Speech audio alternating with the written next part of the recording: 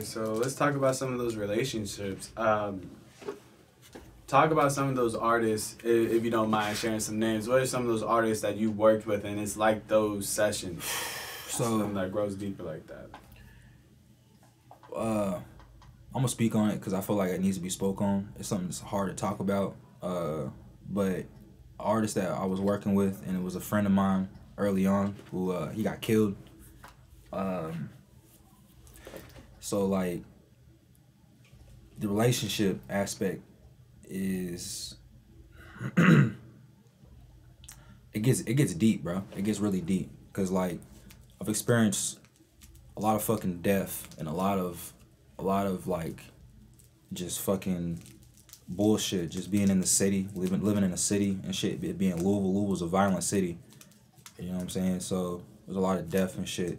And I've just seen a lot of people that one day I'm smoking a blunt with, and then one day they just not here no more. And like it's happened more times than I can count on both hands in the 2 years that I've been doing music.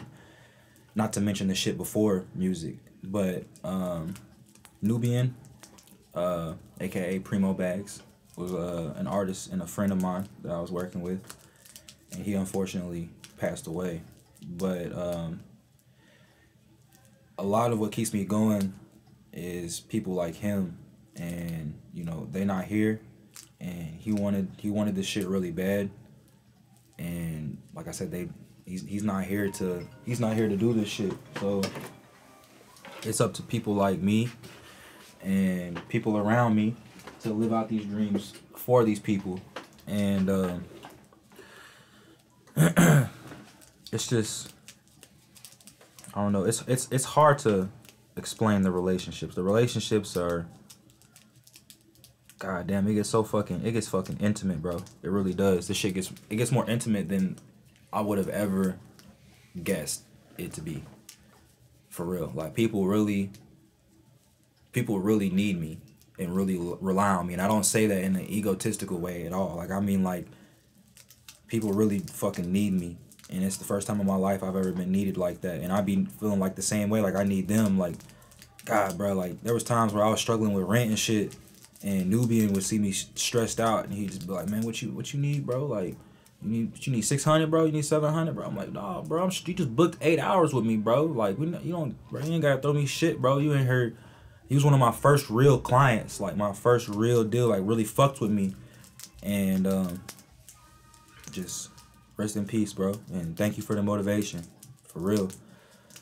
I still have all of his songs right now, and me and his family have been trying to figure out a way to get everything together and release properly. So everybody gotta be on the lookout for that. You know what I'm saying? But shit gets intimate, bro. Shit gets very deep. We've all lost. Everybody in here, not just me. Like we've all lost an artist that we were close to, or a friend we were close to.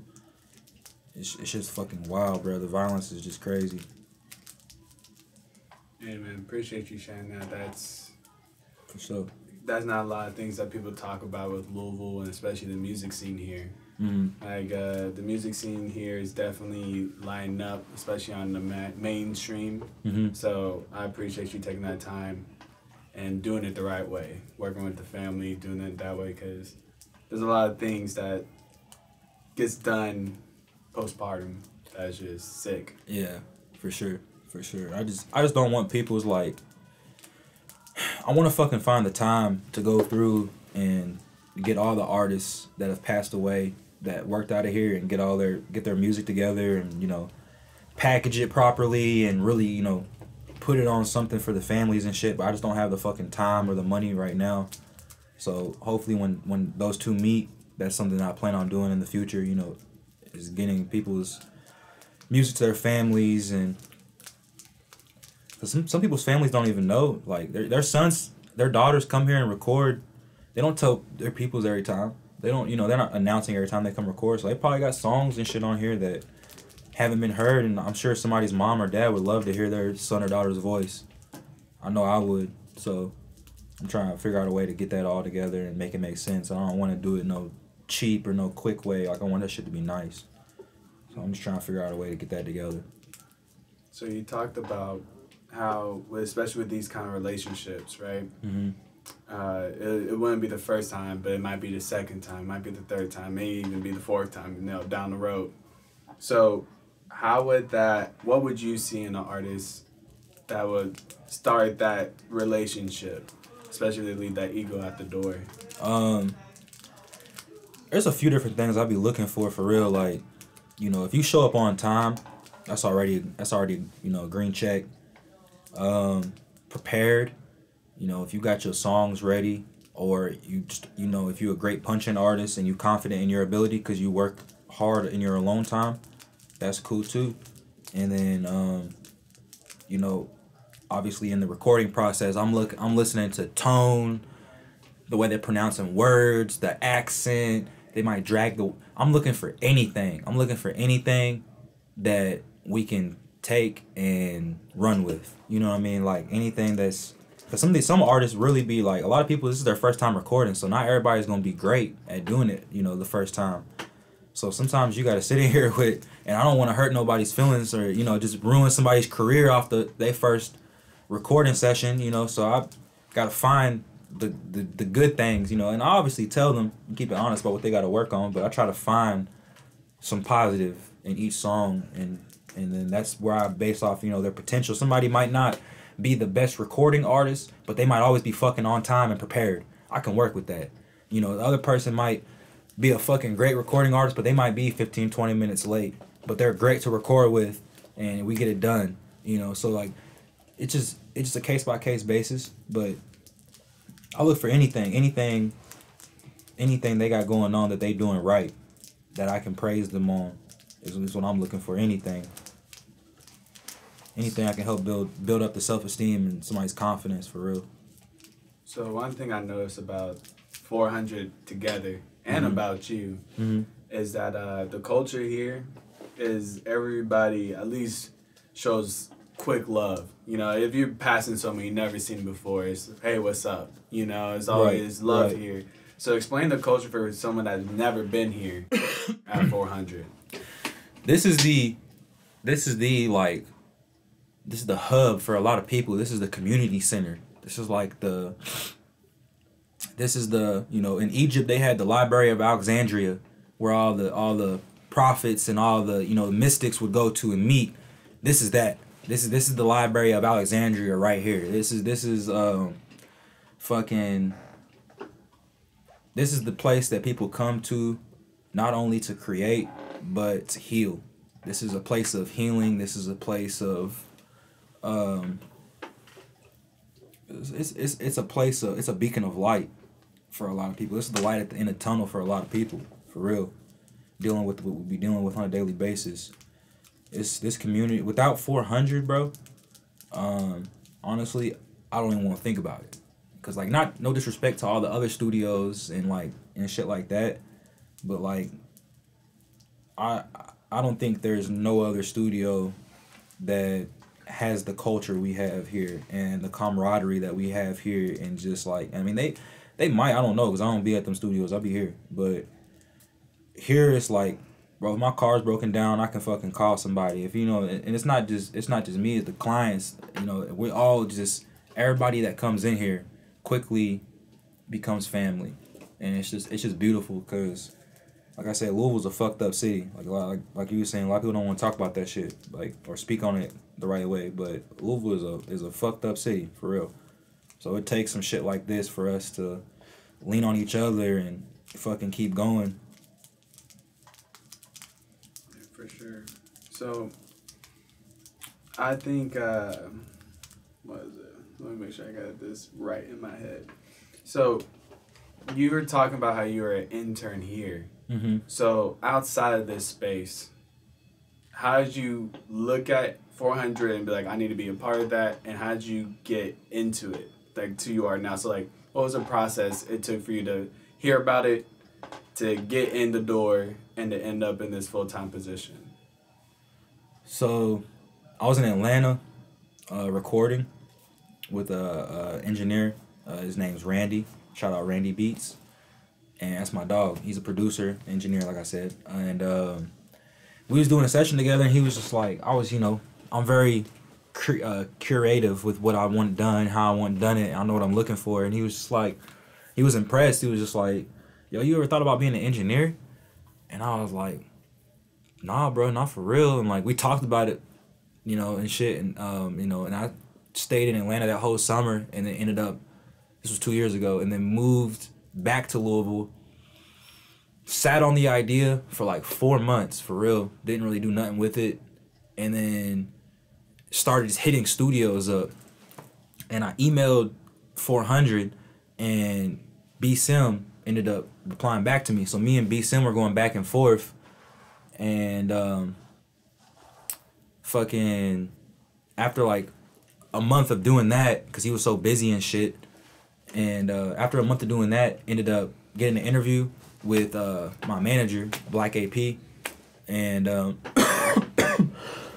excuse me, did the interview and shit, came in, showed them some of my work. They were fucking with it.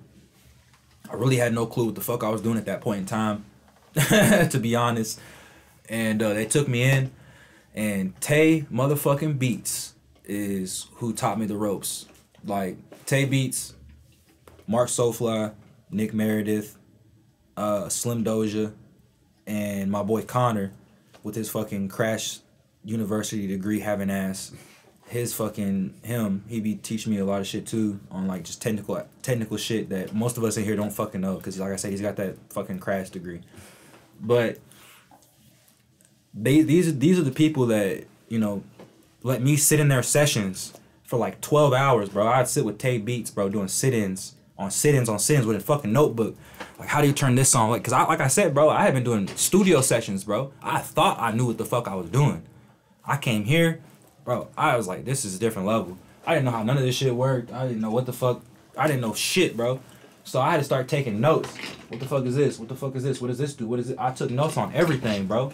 I took notes on how to turn everything off, turn everything on. And then it got to the point where, like, the notes and the sit-ins kind of met. And then I got to a point where I was comfortable enough to turn shit on by myself and sit in here and start figuring shit out myself. Started taking courses, combine the courses with the knowledge I was getting from my peers, and studied, and got to the point where they felt like I was good enough to start doing some sessions and shit. And as an intern, you make $10 per hour type shit. And most internships, you don't even get paid, so that was love. But they quickly, you know, after a few months of doing that, I was able to make the full pay, and just because there was a need for engineers, and got blessed into the position. Then my big homie Nick became the manager, and he was like, I don't feel like you're good enough to get call-ins, bro. Like my shit was rolling. I thought I was good, and thought I was pumping out a good product. And he was just like, bro, I don't think you there yet, for real. Like, and he had the say so to take the call-ins away, and so he took them away from me for like 6 months, bro. And I was pissed. I was fucking pissed, bro. And I fucking strapped my boots down and just fucking got to it and learned more and more and more, turned it up, and just got to the point where I am now. He's the new owner. The old owner no longer owns this building. Nick's owned it for the last 3 or 4 months now, and we got Studio of the Year. We rocking out in this motherfucker, bro. Like, for real. So just going from sitting on, like, I literally, people don't understand, bro. I was literally chair next to Tay Beats, sitting next to fucking Tay and my other homies and shit, and wasn't even able to take sessions or make money. And now it's like I'm paying bills. I'm paying my bills off this shit. It's still a struggle, bro. Like, it really is, but I'm able to pay my bills, and it's nice. It's nice being my own boss, for real.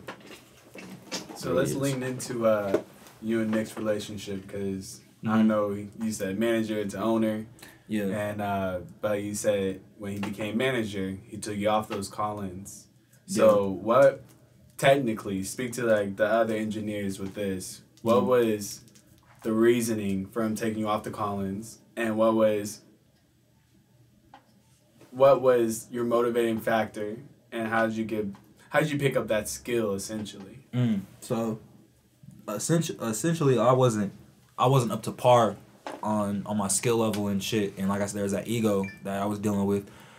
And Nick basically checked me and was just like, you know, like there was an elephant in the room for a while, and I was just kind of noticing like I wasn't really getting the call-ins, and they was going to the engineers that were better than me. So, and I was just like, man, like kind of just had to talk about it, like what's going on. He's just like, bro, to be honest, I just, you know, if you're not able to maintain your clientele, if you was getting this many clientele last month, but they not here this month, or they not maintaining, you know, 6 months from now, like you obviously not there yet. Like you're not where you fully need to be. And I wasn't fully understanding that. And it took me a couple of weeks to really soak it in. And then I just finally got to a point where I was like, man, I'm about to fucking be good enough. So while I was working these Walmart third shifts and breaking down shelves and, you know, moving aisles over and all that, I was studying and figuring out how I can get to the point where I can provide the quality to where I was good enough to get call-ins. And that took like 6 to 8 months. And then I was finally to a point where we're at now, the last 3 months, where I'm one of the main engineers, you know, getting called. And to make it as an engineer, you have to get those call-ins. So it was just a process that was necessary, and I'm very thankful for it. And I thank Nick for pushing me. So I definitely see that growth. You definitely are someone that started with a passion, grew through it. Mm-hmm. You feel me? And then you had to learn it. They didn't give you a handout. Even when you got those call-ins, you even got knocked back down so you can get better at it. Mm-hmm. So let's just go to your Instagram page. We saw a picture of the homies, you in the background. Explain what's going on in that scene. Oh, okay. So I got the opportunity to work with the homies. Shout out to, again, Nick. And so I don't know if too many people know this, but Nick is actually, you know, used to be rooming with, you know, Ace and I think who else? I know for sure he lived with Ace. And I'm pretty sure he lived with Jack too, like, you know, obviously the Jack Harlow. So I don't think that needs to be explained. But you know, we one day I guess he just got a phone call. They needed help with the live sound for they were doing Homies for the Holidays, which was a live performance for Christmas or something like I think it was for right before Christmas or Christmas Eve, one of the two. But regardless, he got the phone call. He needed an extra hand, and so he brought me and my buddy Dylan McCluskey. Shout out Dylan, and we went and got to, you know, work on that live performance with them, and that was a dope ass experience for real. That looked like something to be a part of. That was some shit right there. I was like, damn, the homies. That was one of those moments where you're sitting there and you're like, damn, there's fucking levels to this shit. Man, like, for real. Like I respect their music and their grind for real. They deserve everything that they're getting. Yeah, man. Well, I know you got some people in the studio right now. We don't want to keep you too much longer, but right before you leave, what can we expect next from you? For real, there ain't no telling. You know what I'm saying? I know for sure I'm going to keep getting better. Continuing to work on my consistency and maintaining my routines. And, you know, just people can expect more greatness for real. Like they can just expect great fucking songs coming out, and just, you know, I'm gonna keep working, bro. I'm just gonna keep working. We're gonna see what the hard work brings for real. I don't like to keep a limit on the possibilities for real. And then have you thought about who you want to work with in the city? Man. In the city, some people I want to work with that I haven't gotten a chance to work with yet. God damn it, my phone. Shit don't never stop. But in the city, I don't know. Not like, to be honest, to be brutally honest, there ain't really anybody in the city that like I got my eye on for real that I haven't already worked with or already am currently working with. So hopefully I get to, you know, run into them if they are there. But for real, most of the people I'm trying to work with are out of state. Where can we find you at? What platforms? So if you want to tap in, you need some, you know, engineering time or fucking, you know, just some insight on different shit, or, you know, because I also do consultations. You know, if you just want some tips on game and shit, you can always find me at 400 Recording. And then, you know, on social media and shit, it's Sad Boy from the South, or you can just look up Sad Boy FTS. Yeah, man, I appreciate you coming out here, signing this up. This is a big step for Roo-Bear, and I'm glad to document this. I know you don't do this that much, so again, man, thank you. I appreciate y'all for coming out and having me. Thank you. No problem. All right. Shit. Let me take down these lights for y'all boys. Yeah, man, I appreciate that recording, because I needed that, man. That shit was necessary. All right. Let me take all this down. I got the back one. You have the bag? I got you. Oh,